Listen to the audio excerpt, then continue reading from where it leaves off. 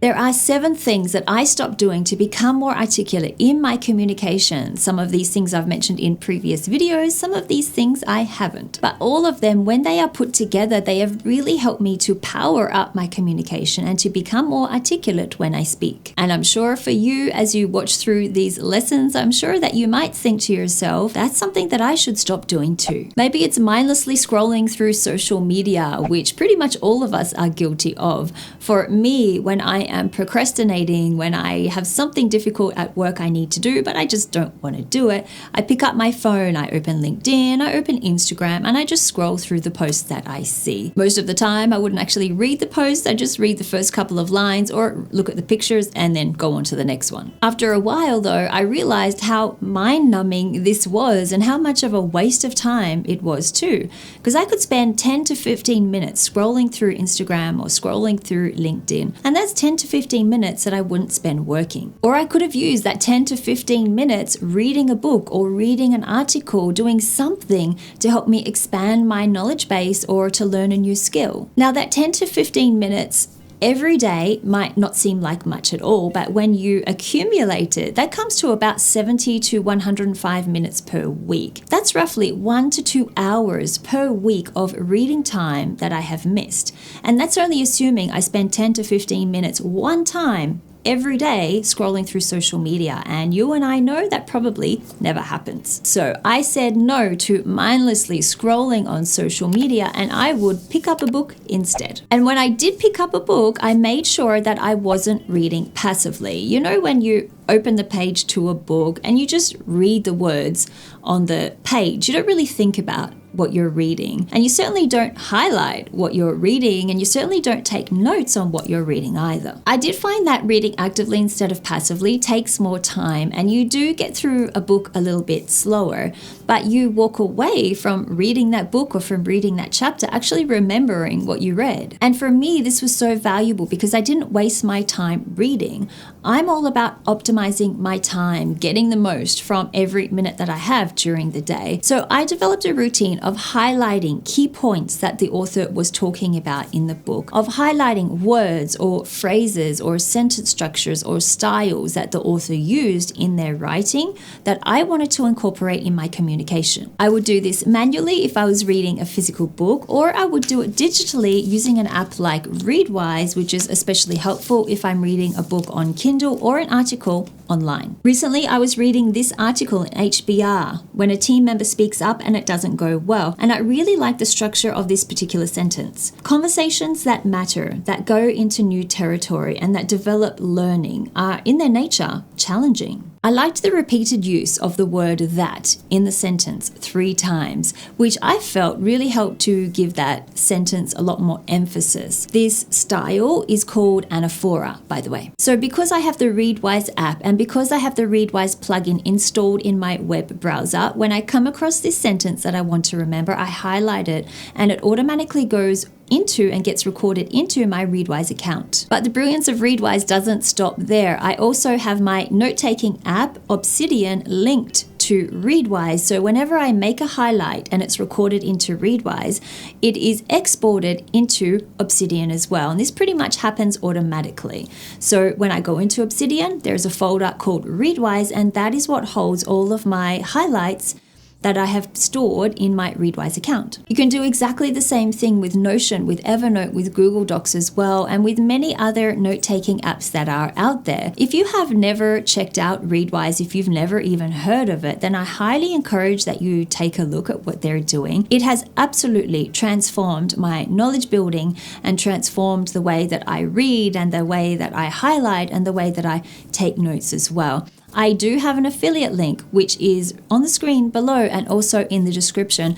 That link will give you 60 days free access to Readwise. So 60 whole days for you to check it out, for you to incorporate it in your knowledge building process and see if you like it. And after highlighting what I have read from a chapter in a book or from an article, then I spend about 5 to 10 minutes summarizing my highlights and basically putting them into my own words. This step was probably the most powerful because it forced me to put the author's thoughts and ideas onto paper or into my Obsidian note-taking app, and to also write it in my own words, to write it in a way that is more meaningful to me. If you've watched my video on how to become more articulate, where I talk about the read, write, speak method, you will be familiar with this technique. This is a powerful process because after reading, you actually share what you read with other people. And for me, this really helped me a lot to improve my speaking and to improve my communication because I was no longer holding on to those thoughts myself. A lot of the time, I would read a book and then afterwards I think to myself, well, no one's going to care about what I read. This topic isn't going to interest anyone around me.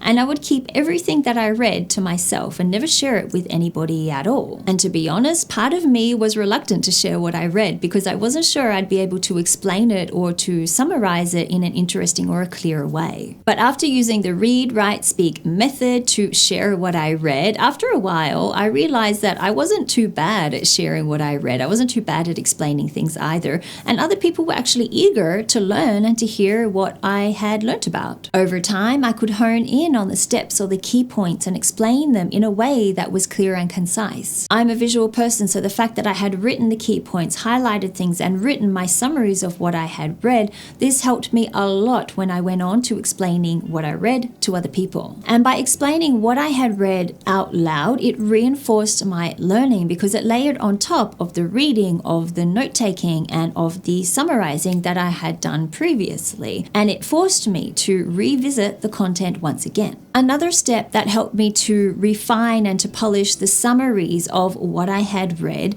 was to see how professional writers summarize books themselves. And for this, I use an app called Shortform because I can go into Shortform, I can read the book guide of a particular book that I'm interested in reading, and then it will take me 1 hour to read through the book guide, and then I can see through that process how the writer actually summarized that book in their own words. And in this 1 hour, I would learn how to reduce complicated ideas, which could span multiple pages, down into clear, concise sentences. And this is super helpful if you want to learn how to become more articulate when you speak. If you want to check out Shortform for their powered up book guides on many of the leadership books that I read, take a look at my affiliate link in the description below because that will give you 5 days free access to Shortform and 20% off the annual subscription fee. When it came to note-taking, this was probably the biggest shift that I made because I would always take notes by hand. This was primarily the method that I used at university.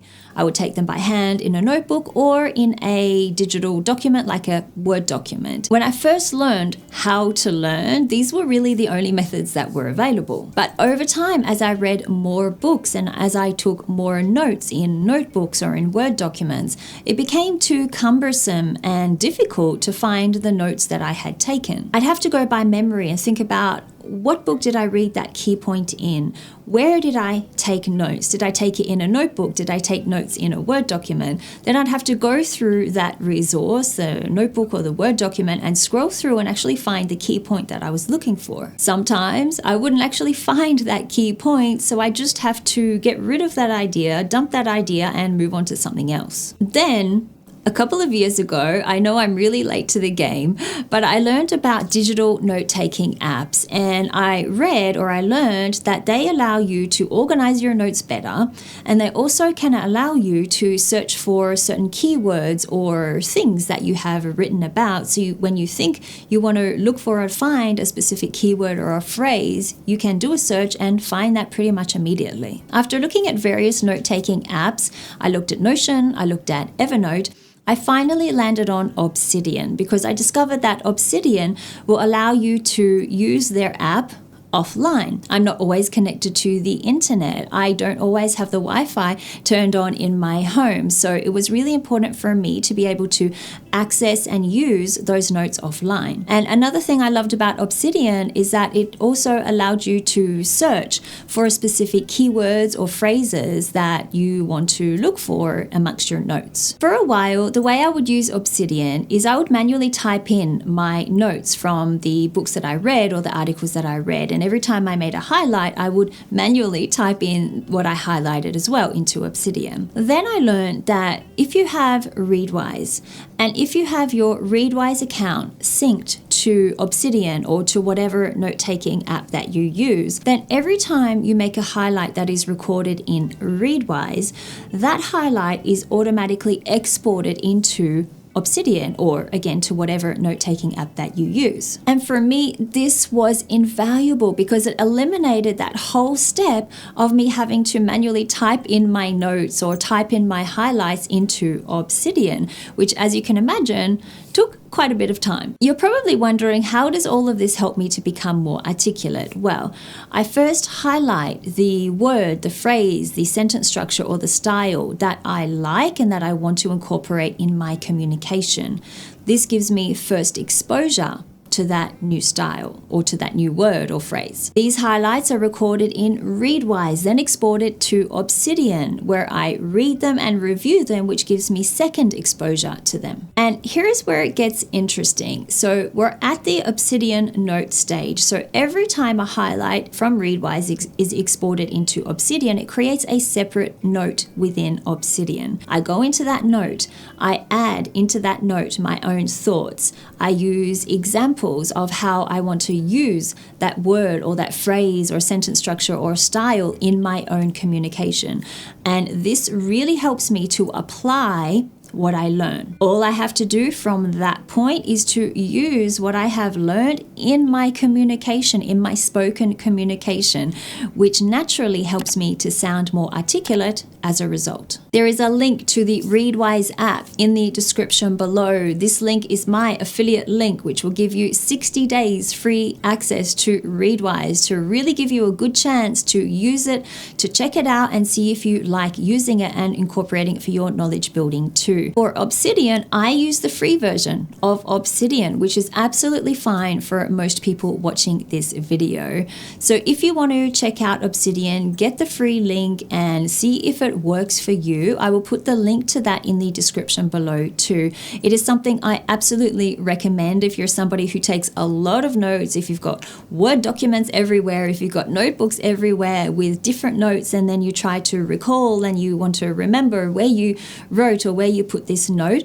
Obsidian will absolutely help you with that process to really organize all those notes in the one spot and help you to search for what you are looking for a lot faster too. And when it came time for me to communicate, the ideas that I had learned from books really helped me to eliminate very common and very thoughtless words in my communication and in my conversation, such as right, really, or yeah. These one-worded comments make for one-sided communication, and they really don't help you to participate in that conversation at all. It's only the other person listening, you responding with one-worded answers, but you're really being very passive in the conversation. So I made an effort to stop using these one-word phrases, and instead I would ask a question, or I would rephrase what that person has just said to me. And as soon as I did this, my conversations changed. People responded differently. They really felt they were being listened to. They really felt that through my response that I was genuinely interested in what they were saying. It also made me more involved in the conversation because it prompted me to have thoughts of my own, things that I wanted to say or add to the conversation. I could also link in and contribute what I had learned in books, because through the read, write, speak method and through the way of taking notes, like I explained before, it allowed me to remember what I read and to easily and seamlessly link it into what that person was saying. All of this put together, especially during conversations, this absolutely helped me to sound more involved, more active, and more articulate as well. I also stopped giving short answers to questions. This was a habit I developed in childhood, and unfortunately I carried it with me into adulthood. You see, when I was young, I was very shy,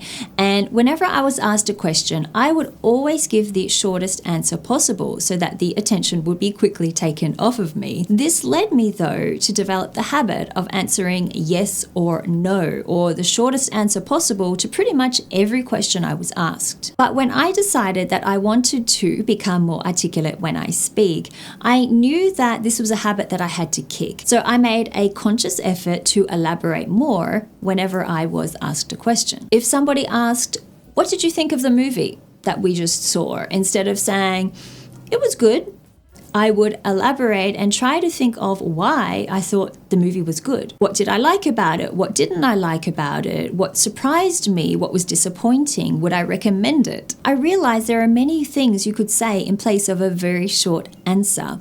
And I would also start to incorporate the words, the phrases, the sentence structures, and the styles that I'd picked up in the books that I read or the articles that I read and highlighted and taken notes from. I started to incorporate those into my answers and into my communication too, which helped me sound more intelligent, structured, and articulate as a result. I also stopped being in a rush when I spoke, trying to answer as quickly as possible. Instead, I took my time. I used the pause, and I started to get more comfortable using the pause too. I basically gave myself the space to put more thought into my communication, which helped me to use words or phrases or expressions that were more articulate and helped me to sound more articulate as a result. This is something you may have noticed with articulate speakers. They don't seem to be in a rush. They know they have the other person's attention. They know that they own their talking space, so they can clearly and articulately explain what they want to say. In many cases, it's this confidence to own your talking space that makes a difference between an inarticulate speaker and an articulate speaker. But being confident, especially when you communicate, isn't something that everybody can feel. Mindset blocks, like being worried about what other people think, like being intimidated by people who are more powerful than you, they can really get in the way of your ability to think clearly, and they can really suppress your ability to be articulate when you speak. I know this because I have experienced it myself, and that is why I created this video up here, 7 reasons why you can't speak confidently in meetings. Thank you so much for watching this video, and I will see you next week in another video.